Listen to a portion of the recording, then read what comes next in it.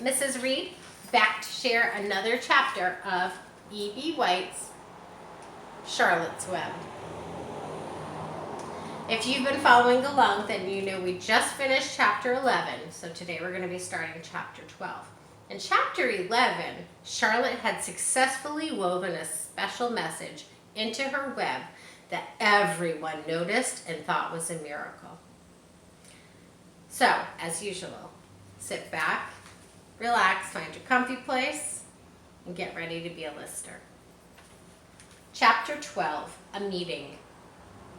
One evening, a few days after the writing had appeared in Charlotte's Web, the spider called a meeting of all the animals in the barn cellar. I shall begin by calling the roll, which is kind of like taking attendance. Wilbur? Here, said the pig. Gander? Here, said the gander.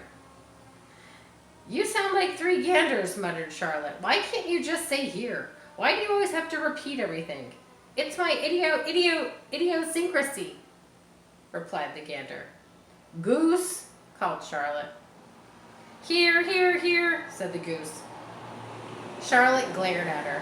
Goslings 1 through to 7.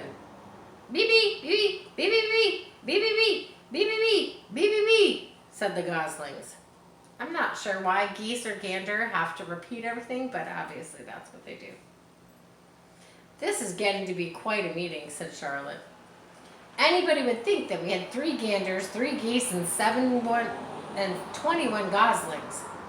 Sheep, hee-haw, answered the sheep all together. Lambs, hee-haw, answered all the lambs. Templeton, no answer.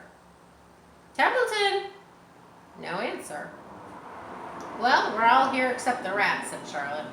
I guess we can proceed without him. Now, all of you must have noticed what's been going on around here the last few days.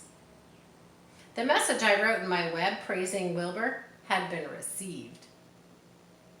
The Zuckermans have fallen for it, and so has everyone else. And Zuckerman thinks that Wilbur is an unusual pig, and therefore he won't want to kill him and eat him.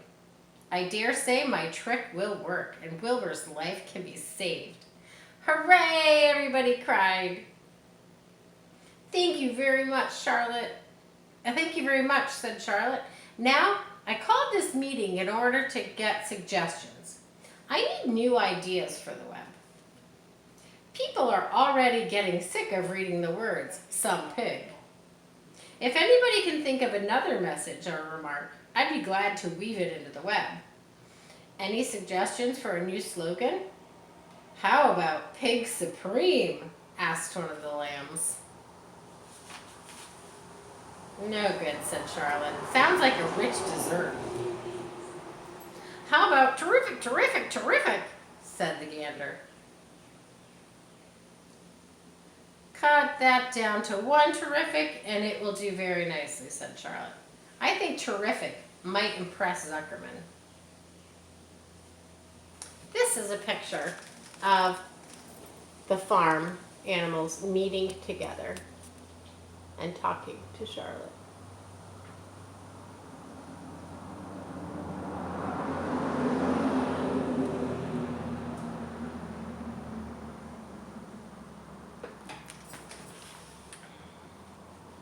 But Charlotte said, Wilbur, I'm not terrific. That doesn't make a particle of difference, replied Charlotte. Not a particle. People believe most anything they see in print. Does anybody here know how to spell terrific? I think, said the gander.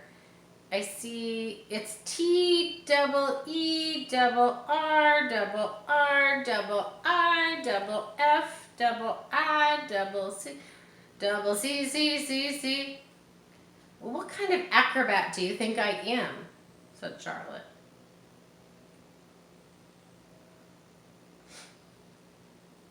In disgust.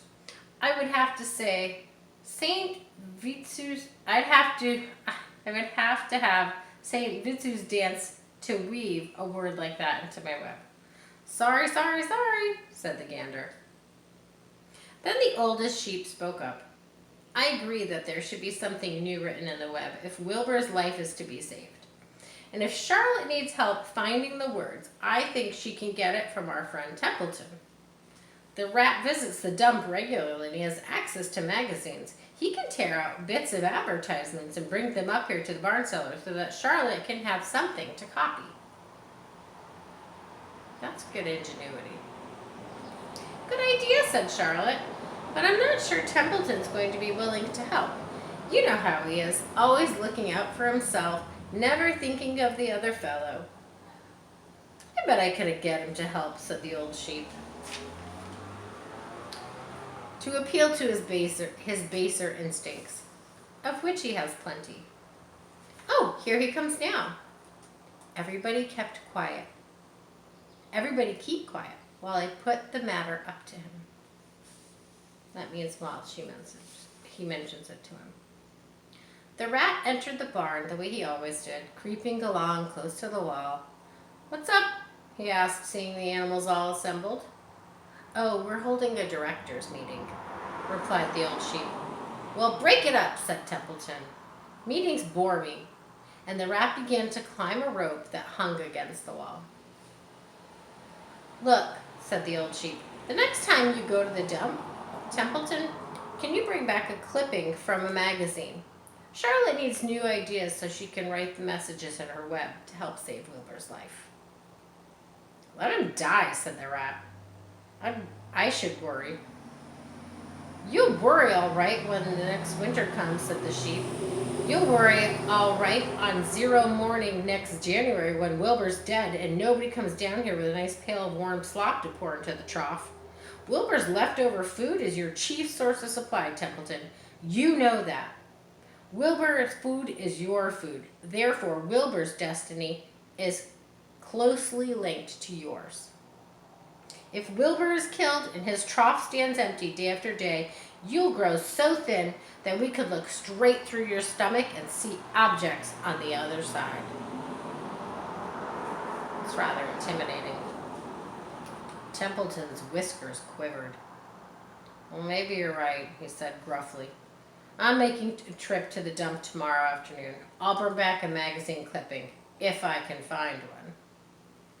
Thank you, said Charlotte. The meeting is now adjourned.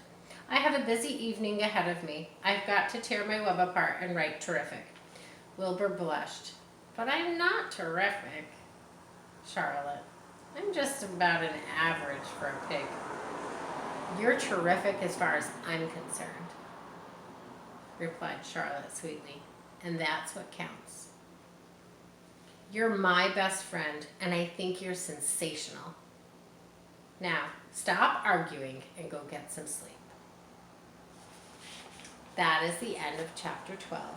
Thanks for being listeners and tuning in, and I hope you tune in next time for chapter 13, Good Progress. See you next time.